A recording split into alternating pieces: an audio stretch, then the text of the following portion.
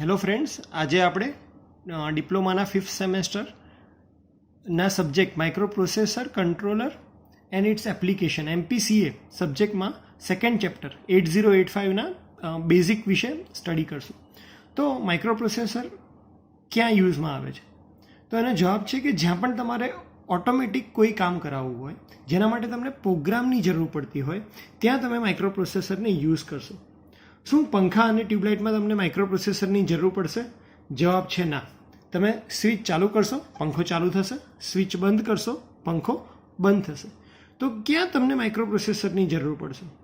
જેમ કે આ એસી છે, તો એસીની અંદર દરેક બટન માટે એસી અલગ અલગ રીતે ફંક્શન કરશે.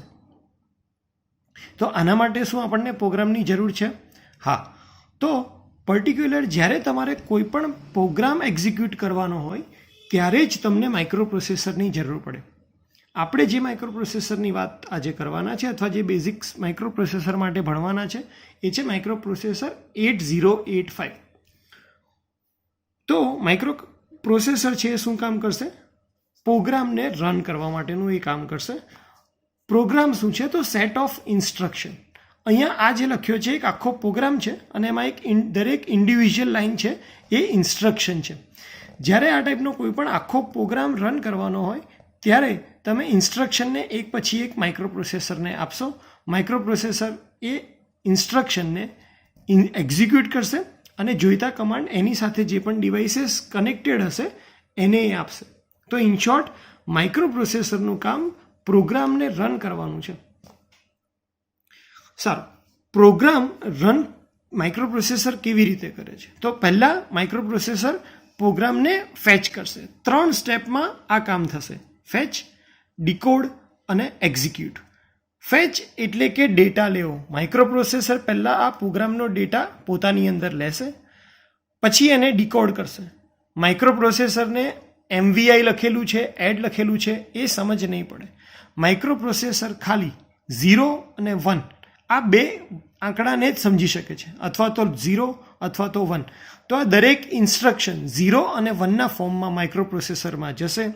માઇક્રોપ્રોસેસર એને ડીકોડ કરશે, એટલે કે એને સમજશે, સમજી અને પછી એના પર એને એક્ઝિક્યુટ કરશે. જે પણ કામ એને કરવાનું છે એ કરશે. આટલું કરીએ તો આપણે કહેવાય કે ભાઈ માઇક્રોપ્રોસેસરે એક પ્રોગ્રામને એક્ઝિક્યુટ કર્યો. તો કોઈ પણ પ્રોસેસ એક્ઝિક્યુટ કરવા માટે આપણે જે ડિવાઇસ વાપરીએ છીએ એને આપણે કહીએ છીએ માઇક્રોપ્રોસેસર. 8085 માઇક્રોપ્રોસેસર છે એ 8 બીટ માઇક્રોપ્રોસેસર છે. જેમ કે જો આપણે કોઈ ડીસી મોટરની વાત કરતા હોય તો આપણે કહીએ કે આ ડીસી મોટરના સ્પેસિફિકેશન છે 230 વોલ્ટ, 1500 RPM, એ ફિલ્ડ કરંટ 0.7 એમ્પિયર લે છે. એવી જ રીતે જ્યારે પણ કોઈ પ્રોસેસર બનાવવામાં આવે ત્યારે અમુક એના સ્પેસિફિકેશન હોય. તો હવે આપણે એ સ્પેસિફિકેશન જોઈએ કે ભાઈ 8085 માઇક્રોપ્રોસેસરની અંદર ખાસિયતો શું છે. તો એની અંદર 16 બીટ એડ્રેસ બસ છે. ચિંતા નહીં કરો, તમને હમણાં જ ખબર પડી જશે કે આ એડ્રેસ બસ શું છે, ડેટા બસ શું છે. 8085નું જે પ્રોસેસર છે એ 8 બીટ પ્રોસેસર છે, એટલે કે આ માઇક્રોપ્રોસેસર એક સાથે 8 બીટને પ્રોસેસ કરી શકે છે.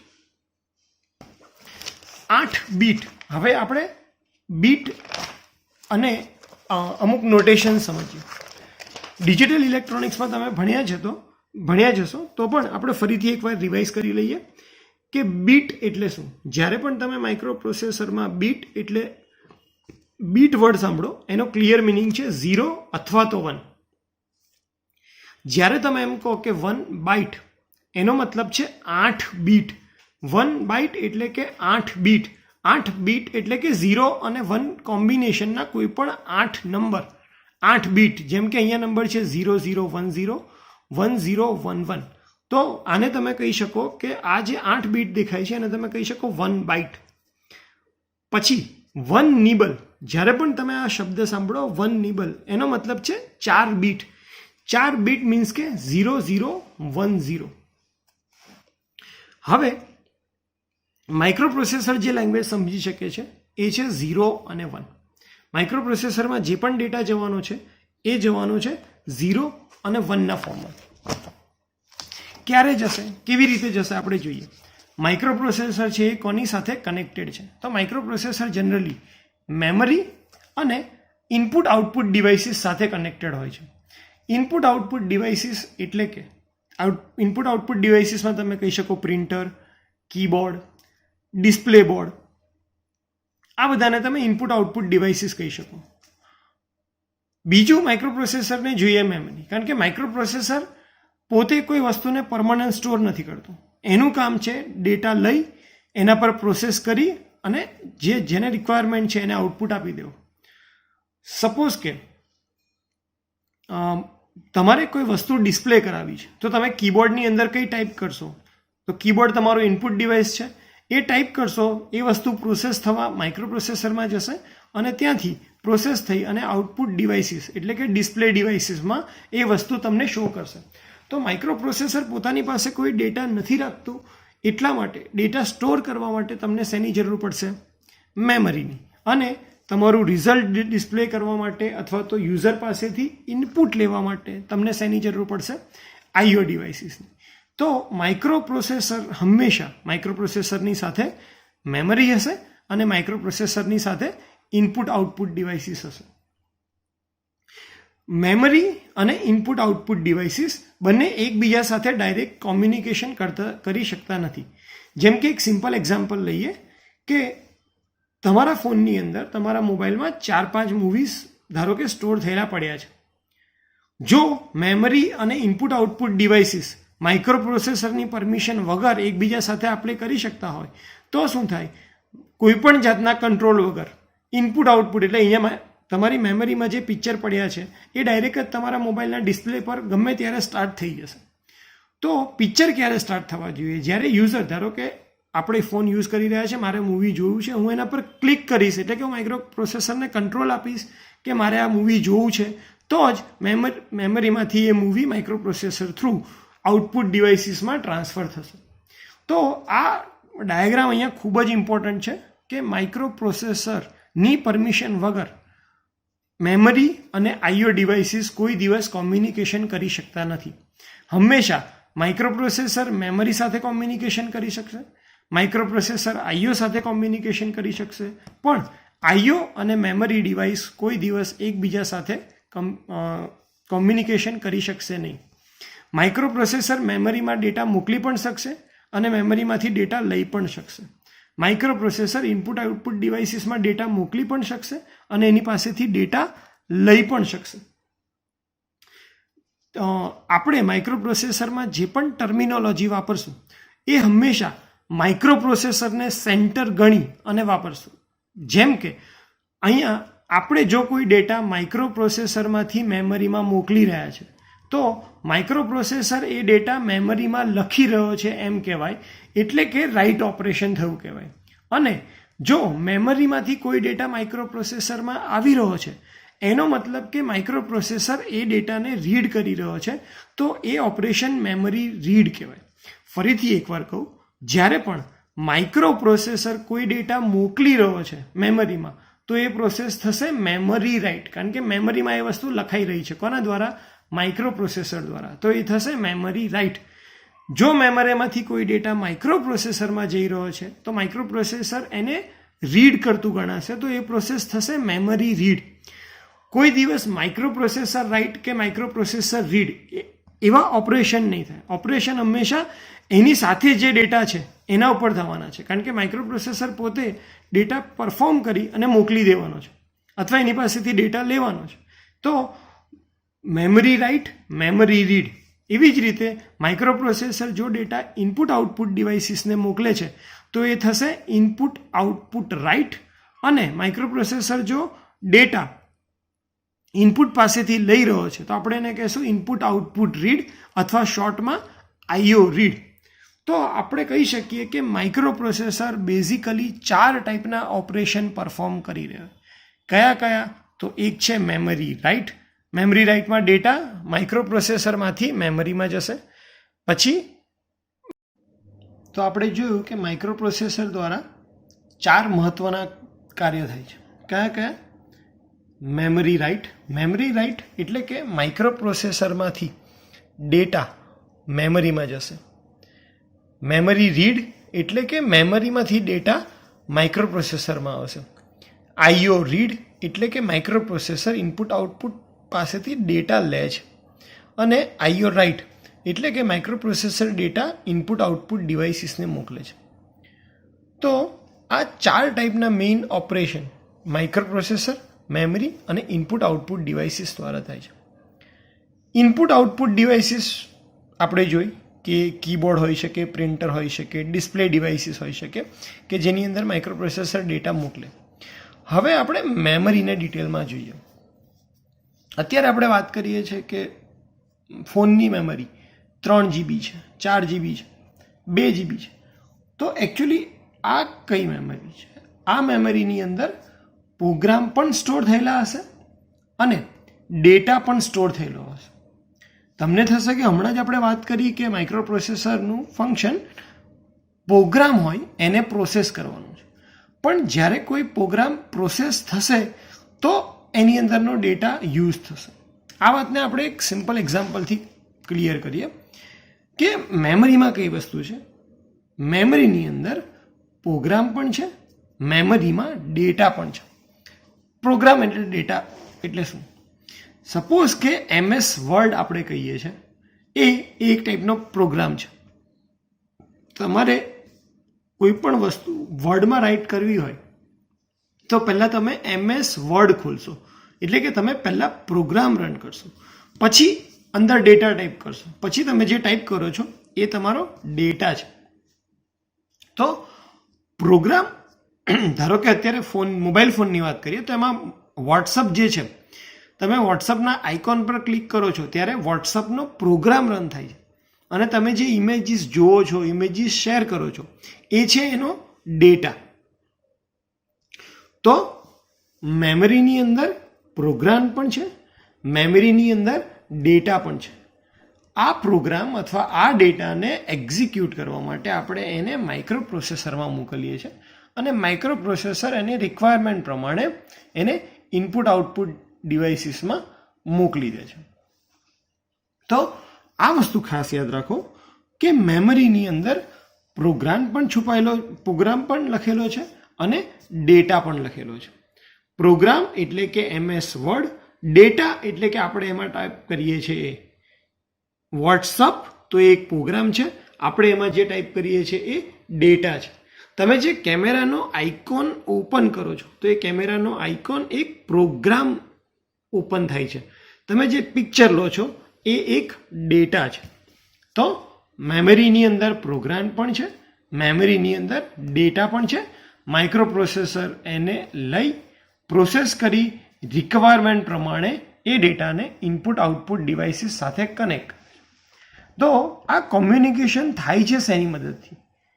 આ કોમ્યુનિકેશન કરવા માટે મેમરી અને માઇક્રો પ્રોસેસર વચ્ચે તથા માઇક્રો પ્રોસેસર અને ઇનપુટ આઉટપુટ ડિવાઇસીસ વચ્ચે બસ હોય છે, જેને આપણે એડ્રેસ બસ અને ડેટા બસ તરીકે ઓળખીએ છીએ. જનરલી બસનું ફંક્શન એક જગ્યાએથી બીજી જગ્યાએ લઈ જવાનું છે. અહીંયા આપણે જે ટ્રાન્સફર કરીએ છીએ એ મેમરીમાં રહેલો ડેટા ટ્રાન્સફર કરીએ છીએ. એટલે મેમરીમાં રહેલો ડેટા ટ્રાન્સફર કરવા માટે જે યુઝ થાય એને આપણે કહીશું ડેટા બસ, તથા એ ડેટા સુધી પહોંચવા માટે આપણને જે જોશે એ હશે એડ્રેસ બસ.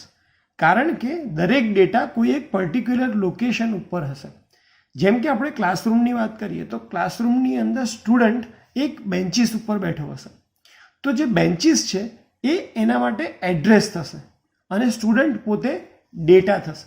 ધારો કે આપણે કોઈ સ્ટુડન્ટનું કામ હોય, ક્લાસની અંદર 60 છોકરાઓ છે, આપણે જે છોકરાનું કામ છે એ બીજા નંબરની બેન્ચીસ ઉપર બેઠો છે, તો આપણે જેને પણ આ કામ સોંપવું હશે એને પહેલાં કહેવું પડશે કે બીજી નંબરવાળા બેન્ચીસ ઉપર જે છોકરો બેઠો છે એને તમે લઈ આવો.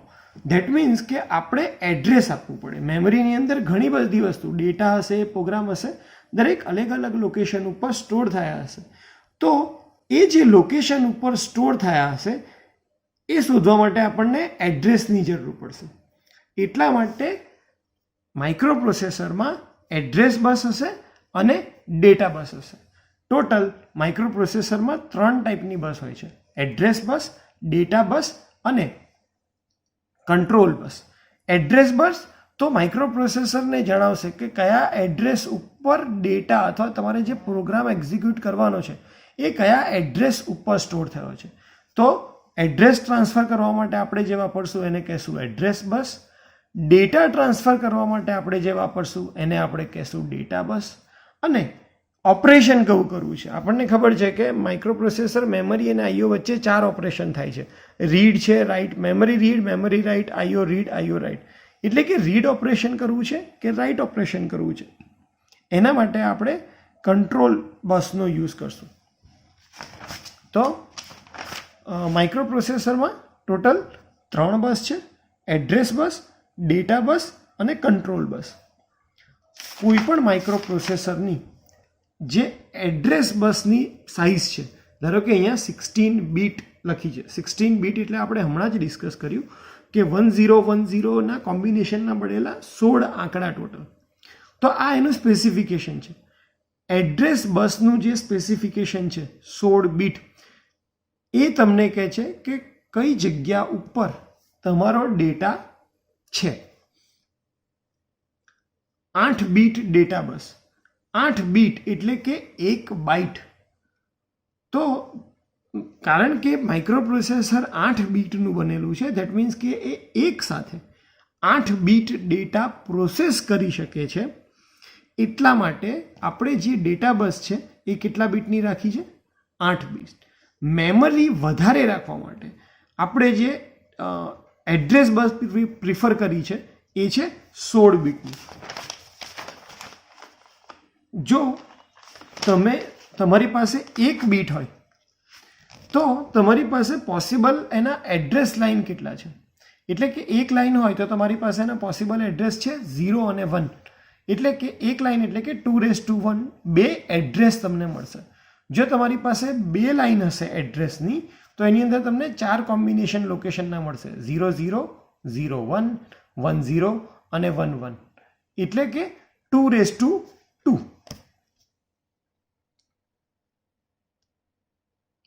2:2 4 કોમ્બિનેશન. આપણી પાસે આપણા જે સ્પેસિફિકેશન છે માઇક્રોપ્રોસેસરનું એની અંદર 16 બીટ છે.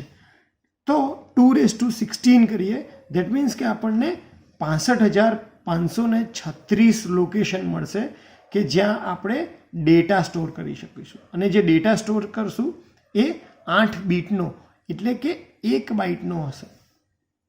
તો હું કહી શકું કે દરેક લોકેશન ઉપર તમે 1 બાઇટ ડેટા સ્ટોર કરી શકો છો. ટોટલ આપણી પાસે લોકેશન છે 65,536. એટલે આપણે કહી શકીએ કે જે મેમરી છે, મેમરીની ટોટલ સાઇઝ થશે 65,536 બાઇટ અથવા તો 64 KB.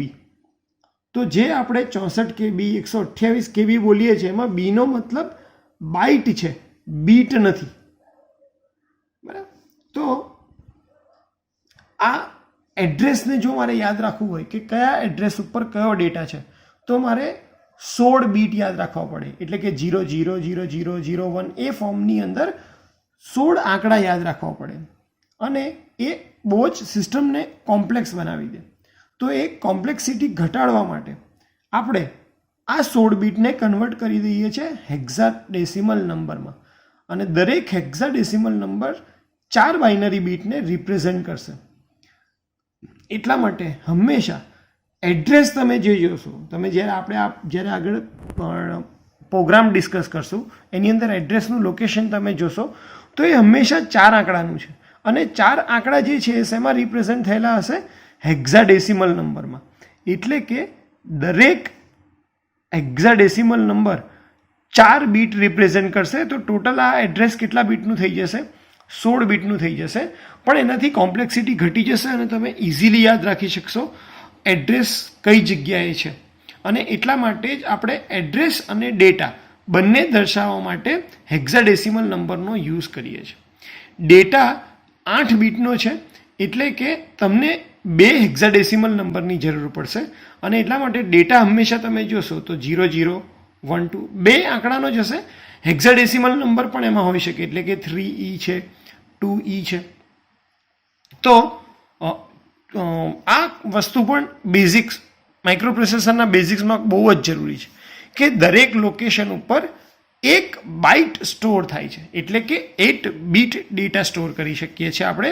અને જે એડ્રેસ છે એ તમારું 4 આંકડાનું હશે, ડેટા છે એ તમારો 2 આંકડાનો હશે, અને હેક્સાડેસિમલ નંબર હશે, એટલે દરેક હેક્સાડેસિમલ નંબર 4 બીટને રિપ્રેઝેન્ટ કરે છે. ઓકે, તો આ થઈ એડ્રેસ બસ, ડેટા બસની વાત. હવે આપણે હેક્સાડેસિમલ નંબર સિસ્ટમની થોડીક જાણકારી લઈ લઈએ કે કેમ આપણે હેક્સાડેસિમલ નંબર સિસ્ટમ જ પ્રિફર કરી, કેમ ઓક્ટલ નંબર સિસ્ટમ નહીં કરી. આપણે ડિજિટલમાં આ બધા જ ફોર્મ ભણી ગયા છે કે ડેસિમલ છે, બાઇનરી છે, ઓક્ટલ છે અને હેક્સાડેસિમલ નંબર છે.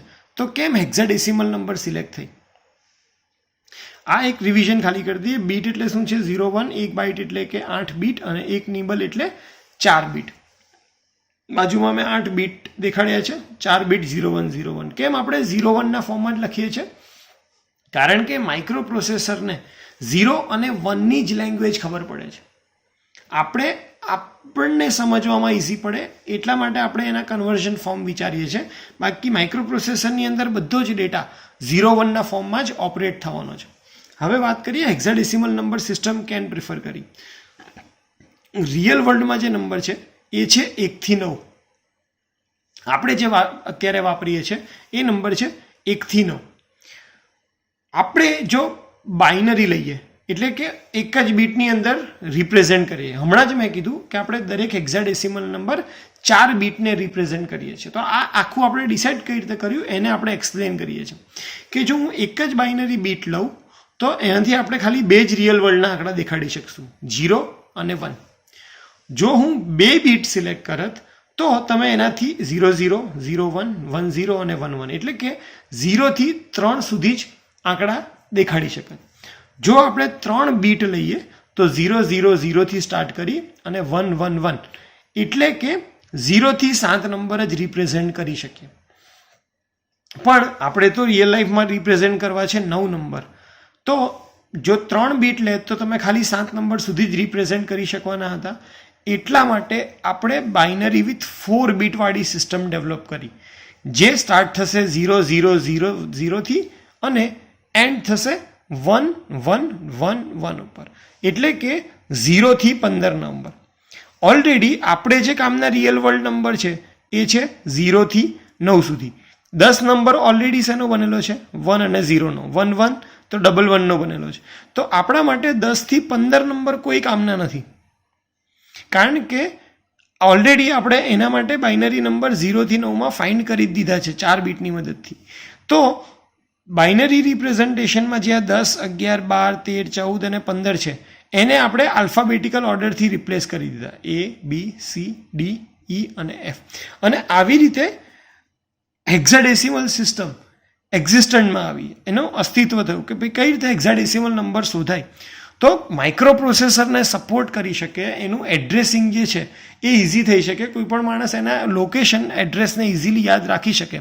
એટલા માટે આપણે 4 બીટ 0 0ના એને કમ્બાઈન કરીએ છીએ અને જેને આપણે કહીએ છીએ હેક્સાડેસિમલ. તો હેક્સાડેસિમલ નંબર સિસ્ટમને ઇન્ટ્રોડ્યુસ કરી માઇક્રોપ્રોસેસરમાં, જેમાં દરેક hexadecimal number 4 bit binary represent કરે છે. અને એટલા માટે આપણા દરેક એડ્રેસ અને ડેટા જે માઇક્રોપ્રોસેસરમાં આપણે યુઝ કરવાના છે એ બધા જ હેક્સાડેસિમલ નંબરથી આપણે લખીએ છીએ. અને જો તમારે એકચ્યુઅલમાં કેટલા બીટ જાણવા હોય તો જે પણ હેક્સાડેસિમલ નંબર તમને આપ્યો હોય એના માટે તમે 4 બીટ બાઇનરી નંબર લખશો એટલે તમને ઓરિજિનલ 0101ના ફોર્મમાં ડેટા મળી જશે.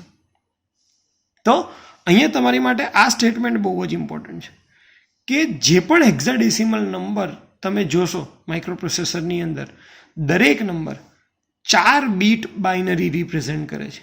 4 બીટ બાઇનરી રિપ્રેઝેન્ટ કરે છે. આ છે હેક્સાડેસિમલનું બેઝિક. હવે વાત કરીએ કેવી રીતે કેબી સિસ્ટમ. જેમ કે આપણે પાછળ જોયું કે 65536 લોકેશન છે, પણ એને સિમ્પ્લિફાઈ વેમાં આપણે લખીએ છીએ 64 કેબી. તો અહીંયા જોઈએ તમારી પાસે જો 1 બાઇટ હોય તો આપણે લખશું 2⁻0 બાઇટ, 2 બાઇટ છે તો 2⁻1, 4 બાઇટ છે તો કહેશું 2⁻2, 2⁻3 તો કેટલા બાઇટ થશે? 8. એવી રીતે જ્યારે તમે 2^10 પહોંચશો ત્યારે તમારી પાસે કેટલા બાઇટ હશે? 1024. 1024 એટલે કે 2^10 છે, એને આપણે શોર્ટમાં લખીએ છીએ 1 KB.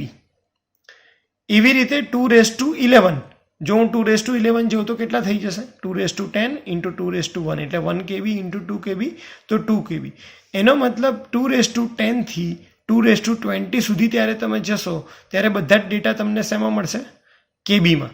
એટલે કે 2 KB, 4 KB, 6 KB, 2 KB, 4 KB, 8 KB, 16 KB. એવી રીતે જેવા તમે 2^20 પહોંચશો એનો મતલબ છે 1 MB. પછી આવશે 2 MB, 4 MB, 8 MB, 16 MB, 32 MB, 64 MB, 128 MB, 256 MB, 512 MB અને પછી આવી જશે 1 GB. 2^30 થી 2^40 ની વચ્ચે બધો જ જે ડેટા હશે એને આપણે જીબીમાં રિપ્રેઝન્ટ કરશું અને 2^40 જ્યારે તમે કરશો ત્યારે કેટલા થઈ જશે? 1 TB. તો જનરલી આ કેલ્ક્યુલેશન તમને ખબર હોય કે ભાઈ આ 2^40 તો આપણે એટલા બાઇટની વાત કરી રહ્યા છે. 2^40 બાઇટ જ્યારે થશે ત્યારે તમારું 1 TB ડેટા થશે. ઓકે, તો આપણે બેઝિક્સની વાત કરી, આપણે હેક્સાડેસિમલ સિસ્ટમની વાત કરી, કઈ રીતે માઇક્રો પ્રોસેસર શું કામ કરે છે. અહીંયા એક મેં શોર્ટમાં એડ્રેસ આપ્યું છે કે જો તમારી પાસે આ 16 બીટ એડ્રેસની અંદર આટલા આંકડા હોય 1011 1011 1011 101 તો આને યાદ રાખવું ખૂબ જ મુશ્કેલ છે. એની જગ્યાએ હું એને કન્વર્ટ કરી દઉં હેક્સાડેસિમલ નંબરમાં તો એ થઈ જશે BA79. તો BA79 એ સમજવામાં પણ ઇઝી છે અને તમે એક્ઝેક્ટલી કહી શકો કે ભાઈ કઈ જગ્યાએ એનું લોકેશન છે. એવી જ રીતે 3 અને 7 જો કોઈ આંકડા તમને 0011ની રીતે આપે અને 0111 આપે તો આ યાદ રાખવું બધાને રિપ્રેઝન્ટ કરવું ખૂબ મુશ્કેલ છે. જેની જગ્યાએ જો તમે એને હેક્સાડેસિમલમાં રિપ્રેઝન્ટ કરો તો એ સિમ્પલી થઈ જશે 37. તો હેક્સાડેસિમલ નંબર સિસ્ટમ એ માઇક્રો પ્રોસેસરને જે ડેટા આપવાના છે બીટના ફોર્મમાં એ આપણે યાદ રાખી શકીએ, ઇઝી થઈ શકે એટલા માટે આપણે એને રિપ્રેઝન્ટ શેમાં કરીએ છીએ? હેક્સાડેસિમલમાં. બાકી માઇક્રો પ્રોસેસરમાં જે પણ બધું કામ થાય છે એ શેમાં થવાનું છે? 1010ના ફોર્મમાં જ. અહીંયા આપણે જે મેમરીની વાત કરી હતી કે મેમરીની અંદર ડેટા પણ હોય, મેમરીની અંદર પ્રોગ્રામ પણ હોય અને આપણે એને રિપ્રેઝન્ટ કરીએ છીએ. તો અહીંયા તમે જોઈ શકો છો કે મેમરી, આ એક મેં બ્લોક ડ્રો કર્યો છે, એ મેમરી માટેનો બ્લોક છે. સ્ટેક ડેટા છે એને આપણે પછી કોઈ વાર તે બેઝિક્સ માટે હું જ્યારે બીજા લેક્ચર બનાવીશ ત્યારે આપણે એને સ્ટેકનું ડિસ્કશન કરશું. અત્યારે આપણે પ્રોગ્રામ અને ડેટા, મેમરીની અંદર ટોટલ 3 પાર્ટની અંદર ડેટા તમે સ્ટોર કરી શકશો. એક હશે સ્ટેક ડેટા, એક હશે પ્રોગ્રામ અને એક હશે સિમ્પલ ડેટા. તો બધા એક પર્ટિક્યુલર એડ્રેસ ઉપર તમે અહીં જોઈ શકો કે 2000 એડ્રેસ ઉપર આપણે હમણાં જ વાત કરી કે 16 બીટ એડ્રેસ છે એટલે કે તમે એને 4 નંબરથી રિપ્રેઝન્ટ કરી શકશો. જે નંબર હશે એડ્રેસ હશે 000થી સ્ટાર્ટ કરી અને FFFF, કારણ કે આપણે હેક્સાડેસિમલ સિસ્ટમ લઈએ છીએ. તો જે એડ્રેસ છે એ આ 000થી લઈને FFFFની વચ્ચે જ હશે. તમે જોઈ શકો કે એડ્રેસ છે 4 આંકડાનું છે. તો આ 4 આંકડા જે છે એ આપણા ડેસિમલ સિસ્ટમ નથી, એ હેક્સાડેસિમલ નંબર સિસ્ટમ છે. તો એડ્રેસ હંમેશા હેક્સાડેસિમલ નંબરમાં હશે અને એ 4 આંકડાનું જ હશે. જ્યારે ડેટા તમારો જે છે એ 2 આંકડાનો હશે, કારણ કે એ 2 આંકડા હેક્સાડેસિમલમાં એટલે 8 બીટ થયા અને 8 બીટ પ્રોસેસર છે. એટલા માટે આપણે ડેટા જે તમે હંમેશા જોશો એ 2 આંકડાનો હશે અને એડ્રેસ જે હશે 4 આંકડાનો. એડ્રેસ ચાલુ કરતા એડ્રેસમાં જેમ તમે વધતા જશો એમ તમારું આ જે ડેટા છે એ અહીંયા તમને લખેલો દેખાશે. સેમ રીતે સિમ્પલ ડેટાની વાત કરીએ તો એ પણ 2 આંકડાનો જ હશે, કારણ કે માઇક્રો પ્રોસેસરમાં બધી જ વસ્તુ, મેમરીની અંદર દરેક વસ્તુ શેમાં સ્ટોર થઈ હશે? 01. આ જે નંબર આપણે લખીએ છીએ એ આપણને યાદ રહે એનું ફોર્મ છે, નહીં કે માઇક્રો પ્રોસેસર કે મેમરીમાં ઓરિજિનલ જે ડેટા સ્ટોર થાય છે એનું. ઓરિજિનલ ડેટા 3E વાત કરીએ તો 3 એટલે કે 0011 અને E ABCDE, E એટલે કે 14 એટલે કે 1110. તો 1110 એટલે અહીંયા તમને જે આ 3 ડેટા દેખાય છે એ મેમરીમાં એકચ્યુઅલી 00111110 તરીકે સ્ટોર થયો હશે. હવે તમે એક્ઝેક્ટલી સમજી શક્યા હશો કે હેક્સાડેસિમલ નંબર સિસ્ટમ આપણે કોમ્પ્યુટરને બરાબર સમજી શકીએ એટલા માટે બનાવવામાં આવી છે. કારણ કે 00ના આંકડા, 8 આંકડા 0ને યાદ રાખવા, 16 આંકડા યાદ રાખવા એ બહુ ડિફિકલ્ટ થઈ જાય છે.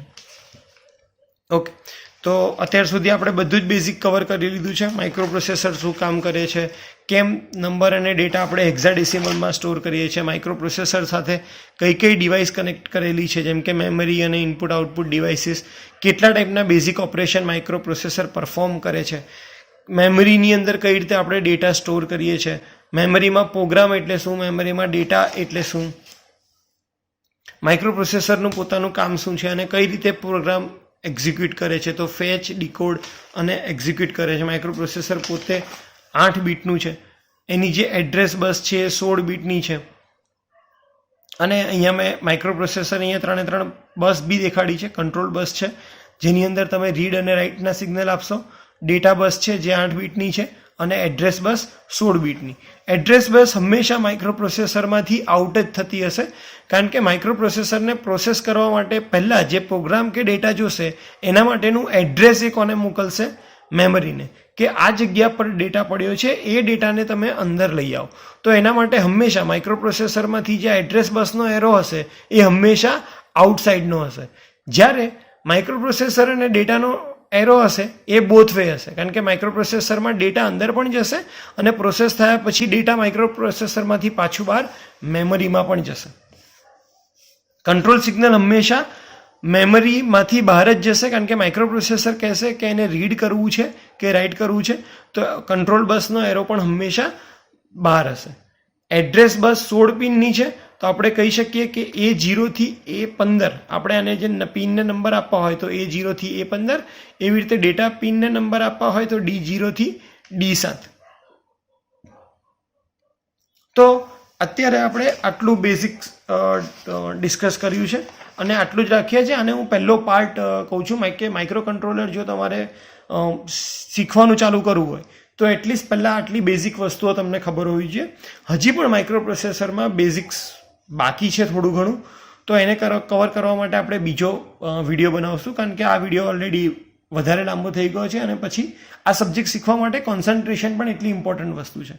2 કલાકનો એક વિડીયો નાખી દઈએ એનાથી કામ નહીં થાય, અને એટલા માટે આપણે એને અડધો કલાક અથવા 20 મિનિટ 10 મિનિટના પાર્ટમાં હું આને અપલોડ કરીશ, જેથી કરીને તમે ઇઝીલી સમજી શકો. મારી એક રિક્વેસ્ટ એ પણ છે કે તમે આને 2 વખત 3 વખત 4 વખત વિડીયોને જુઓ, જેથી કરીને તમને દરેક વસ્તુ